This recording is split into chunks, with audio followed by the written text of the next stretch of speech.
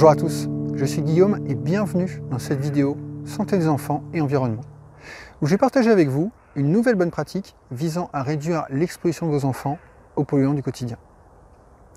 Elle est directement issue du livre d'Anne-Corinne Zimmer, Polluants chimiques, enfants en danger, qui à ma connaissance est l'un des tout premiers livres en français consacrés à la santé environnementale des enfants. Et cette bonne pratique, c'est laisser couler l'eau froide quelques instants le matin avant de la consommer. Cette recommandation s'applique tout particulièrement si vous utilisez l'eau du robinet pour faire les biberons de votre bébé. L'auteur explique que certaines substances toxiques issues des tuyaux du réseau privé de distribution peuvent migrer dans l'eau qui y a stagné toute une nuit. Ça peut être notamment le cas de métaux toxiques comme le plomb. Chez moi, cette recommandation fait écho à ma toute première journée de travail.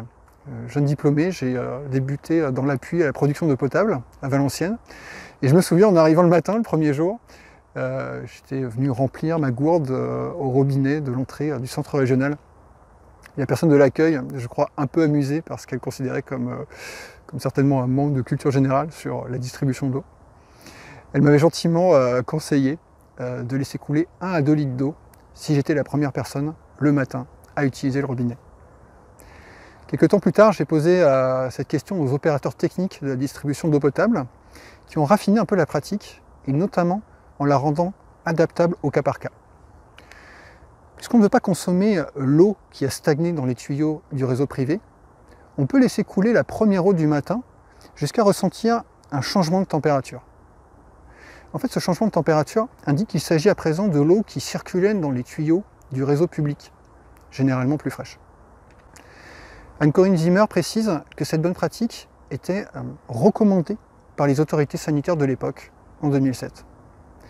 Et aujourd'hui encore, on retrouve cette recommandation sur le site du ministère en charge de la santé.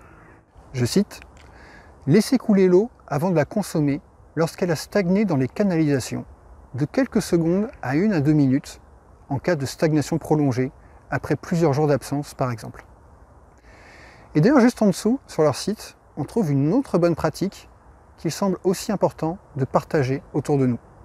Je cite « Utilisez l'eau du réseau d'eau froide pour la boisson, la préparation ou la cuisson des aliments.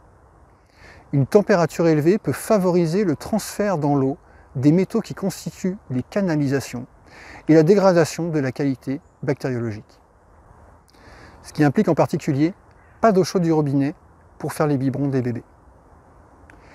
Voilà pour cette bonne pratique de santé environnementale pour parents.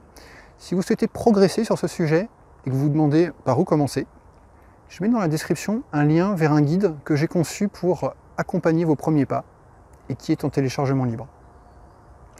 Et moi je vous donne rendez-vous à la prochaine vidéo où je partagerai avec vous une nouvelle bonne pratique pour réduire l'exposition de vos enfants aux polluants du quotidien. À bientôt.